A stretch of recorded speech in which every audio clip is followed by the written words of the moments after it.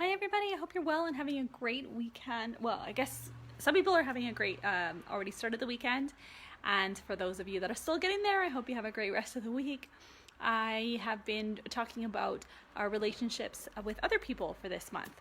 And I wanted to also to really look at, I was talking about mirroring, about how relationships mirror back our behaviors. And I also wanted to talk today about how they actually mirror what needs to be healed within ourselves. Now, for example, people who say, well, that person is being so stubborn, I can't believe they acted this way.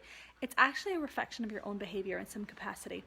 And it could be, in fact, you viewing that situation with so much stubbornness and judgment and saying, but they should have done differently. And even though you know that that person was doing the best that they could at the time, but it's like your unwillingness to, although you could actually even see the whole picture for what it was, but sticking to that very narrow point, but they should have done differently. It's being reflected back to you in the way you view that situation, because you keep saying, well, they should have done differently, they should have done differently. But what that's doing is just showing you your own stubbornness.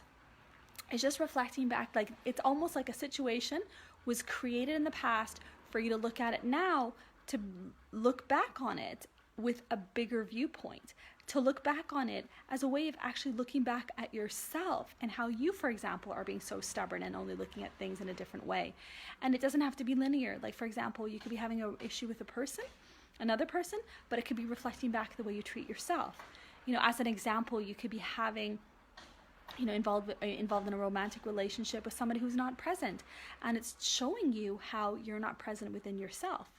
Or you could be in a relationship with somebody who just isn't excited for you about your career. Again, it's just reflecting what's within you. And these are unconscious things that you didn't even know. I remember being involved with somebody who would always cause a drama literally the night before a career success for me. And I realized, and I was like, why are they screwing this up for me? Why are they sabotaging it? And I had to realize it's because in some way I was sabotaging my own career success and creating challenges out of fear. So the behavior that we see in other people, it's either because we have it in ourselves, or it's showing us to create a boundary both with ourselves and other people. And then with that comes growth, knowing how to establish boundaries. First of all, knowing ourselves well enough to have a boundary, to create it, or what we won't tolerate. Then communicating that boundary, holding that boundary, learning how to walk away. These are all things that are fueled for growth. And it really fascinates me how lessons are truly divine assignments, where all the things that happen, it's like a lab. It's like a lab for experimentation, a lab for growth, a lab for stuff to be able to come up, and we can look at it and tear it apart and dig deeper with it to get more information, to learn more about ourselves, to reflect on our behavior, to change behavior that we feel is not of service to us, to let go of things that we no longer need in order to be at our best selves. And I think that's truly the key in life, is to come at things being your best self. Because I work in this kind of wellness industry, this self-improvement industry, but I've been thinking a lot about what's the purpose of it. And it's not that we have to be fantastic human beings, it's just that we can show up for ourselves as the best version of ourselves. And why wouldn't we honor ourselves with that?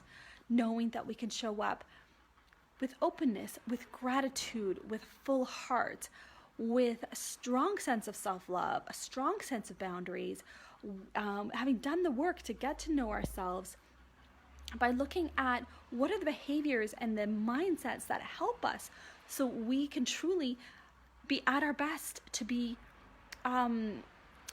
and when I say at our best, I think of being full of the things that are important to us, like the emotional things, like joy and love and fulfillment and excitement and passion. And those are all emotions that drive you, and they pave the way. They open doors. Enthusiasm opens doors. And so we get the kind of successes that we want, both with our behavior, also external things like, say, promotions and career success, or the relationships that we want.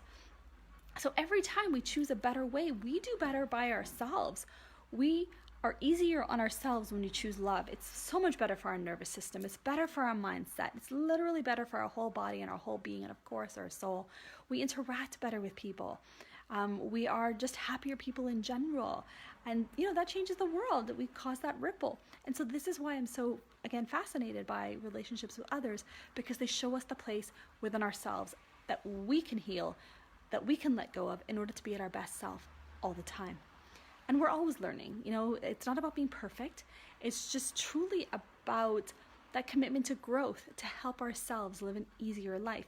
And I think we should value ourselves enough to say, I'm going to do this for myself. This is important for me and my well-being. And for me, that is the ultimate goal of any of this work. So when you're looking at relationships, really look at maybe where you're judging people, where you're getting angry, where there are conflicts. And it's okay, first of all, if you've done the work on yourself and things are not working, then it's okay to say, well, this isn't working for me and I'm going to exit this relationship. And I know it can be easier said than done, because potentially these relationships are with family where you can't just walk out, or maybe you can. That's for you to decide. But even that process is an important growth process. So it's really looking about, what is this teaching me at this moment? What is happening for me and through me in order to help me to grow? And it's truly like the biggest classroom. Relationships are our greatest classroom to help us grow. So I really encourage you to look at where things are feeling challenged, where they're not working, where you're being asked to grow. And that's ultimately what it's about. This is again, we learn, we have our greatest lessons in relationships, not from textbooks. So I'd encourage you to look at what's not working, so-called not working, because things are, it's again, always to help us with our own growth. And see where you need to make the change in order to be, in order to make the change, in order for you to be at your best from a well-being point and from a self-care point, and showing up as your best self. So I hope that gave you some food for thought. Please do let me know if it did. I would love to hear your comments in below. Please also let me know if there's any further topics you would like me to talk about. I'll be happy to do that. My next Miracle Monday is coming up on Monday, July 8th. That topic is actually the inner work. So it's really about how to do this digging, what the digging is, what are we trying to discover, what are the layers, what's in there, what are we going to do with that, what do we need to let go of, who do we decide, or how do we decide who we're going to be, what is that made up of? So that's going to be Monday, July 8th. The information is on my Facebook page, and I would love to see you there. Thank you.